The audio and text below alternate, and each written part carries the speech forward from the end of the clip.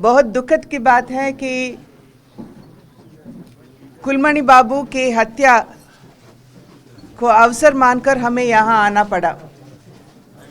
हम उनके परिवार के साथ खड़े हैं और जब तक उनको न्याय नहीं मिलती हम उनके साथ खड़े रहेंगे और लड़ते भी रहेंगे उनके लिए।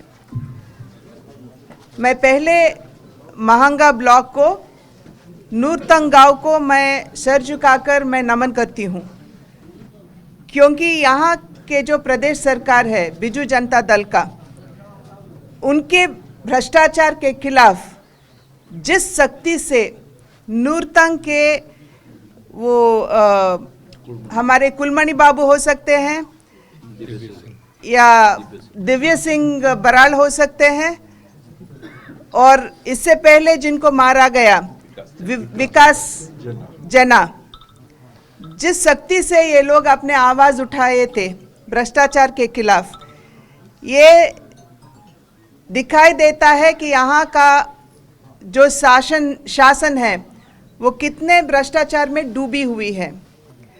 विकास जना 1 साल पहले उन्होंने आवाज़ उठाया था कि यहाँ जो प्रधानमंत्री आवास योजना के तहत जो गरीबों को घर मिलना था, वो गरीबों को छोड़कर सब और बीजू जनता दल के नेता लेके जा रहे थे। इसीलिए कि उन्होंने आवाज़ उठाए, उनको बेदर्दी से हत्या कर दिया गया था। अब हमारा कुलमणि बाबूजी और दिव्य सिंह बराल जी, ये दोनों जब आवाज़ उठा के यहाँ प्रधानमंत्री आवास योजना के अंदर जो भ्रष्टाचार हो रही है वो उभर कर वो आगे लेके आना चाहते थे, अपने बयान में लोगों का नाम लिया और यहाँ के जो मंत्री हैं प्रताप जना जी, उनका भी नाम लिए, तो उनको क्यों अरेस्ट नहीं कर रहे? यहाँ एफआईआर में प्रताप जना का नाम है और जो केस दर्ज हुआ है उनमें उसमें भी प्रताप जना का नाम है, तो क्यों छोड़ दिए उनको? जब हम गए थे दिव्य सिंह बराल जी के घर, तो उनके तीनों बेटे यही प्रश्न पूछ रहे थे हमसे कि जब बयान दिया गया था और जब सबको मालूम है कि प्रताप जना इस हत्या में उनका हाथ है, तो क्यों उनको छोड़ रहे हैं? हम नवीन बाबू से हाथ जोड़कर अनुरोध करना चाहते हैं कि आप बाहर आइए, थोड़ा आंख खोलकर देखिए, थोड़ा कान खोलकर आप सुनिए। आपके जो प्रदेश में लोग जितने दिक्कतें भुगत रहे हैं वो कहीं और प्रदेश में नहीं भुगतेंगे ज़रूर।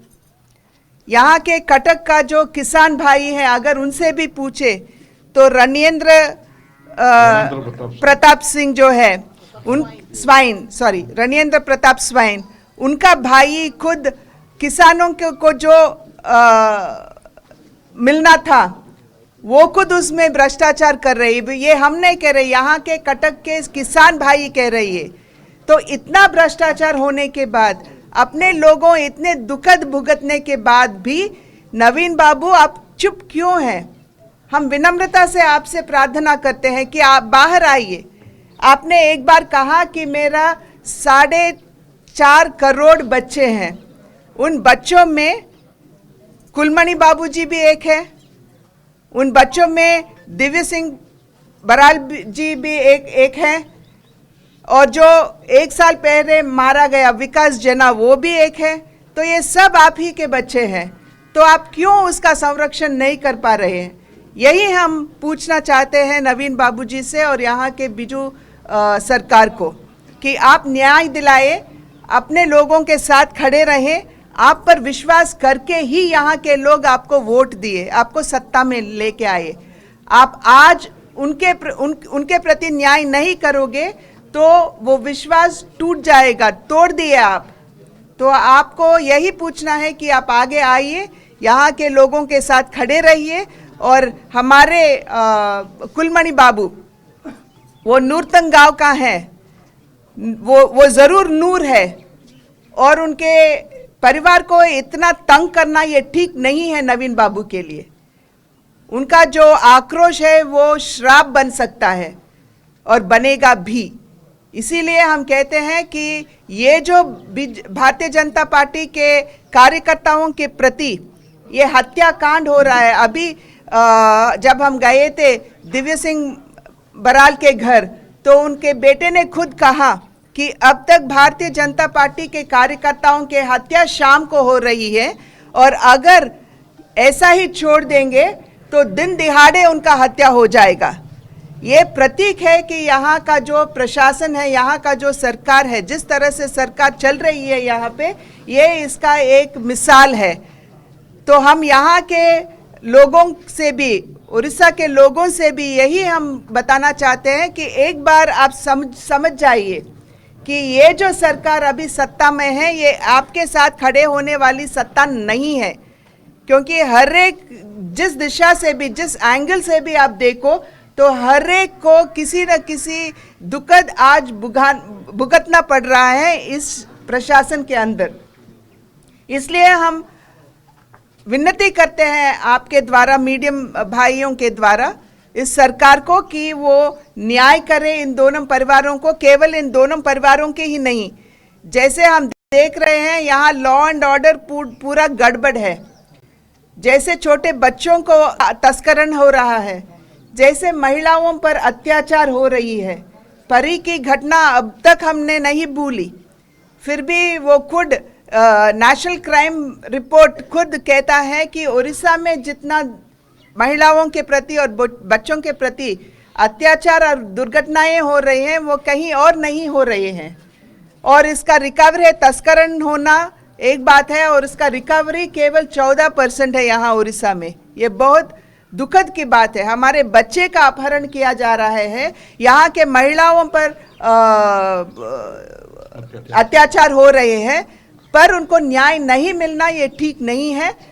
इसलिए हम कहते हैं नवीन बाबू, बाहर आइए, आपका घर छोड़िए, बाहर आइए, आप कान को खोलकर और कान भी, आंख भी खोलकर आप देखिए और सुनिए, और अपने यहाँ के जो लोग आप पर विश्वास करें, उनका विश्वास टूट गया है, और आगे से यहाँ के लोग आपके साथ खड़े रहेंगे, इसका आप विश्वास मत करिए, विश्वास लेके आगे मत जाइए। आप कैसा करना है, जो भी हम करना चाहते हैं वो मीडिया में थोड़ी बोलते हैं, हम अंदर हम डिस्कशन कर लेते हैं, अंदर ही अंदर हम डिसीजन लेते हैं। आपको डीजी ऑफिस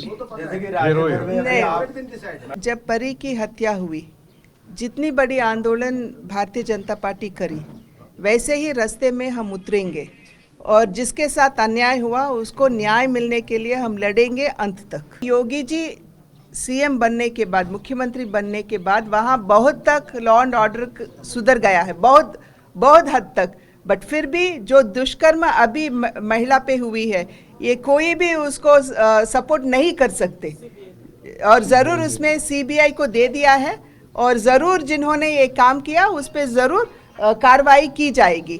और हम यही विनती करते हैं यहाँ के सरकार को भी कि आप भी सीबीआई को दो ना, परी के साथ जो घटी हुई है वो भी आप सीबीआई को दो, न्याय करो उस बच्ची का।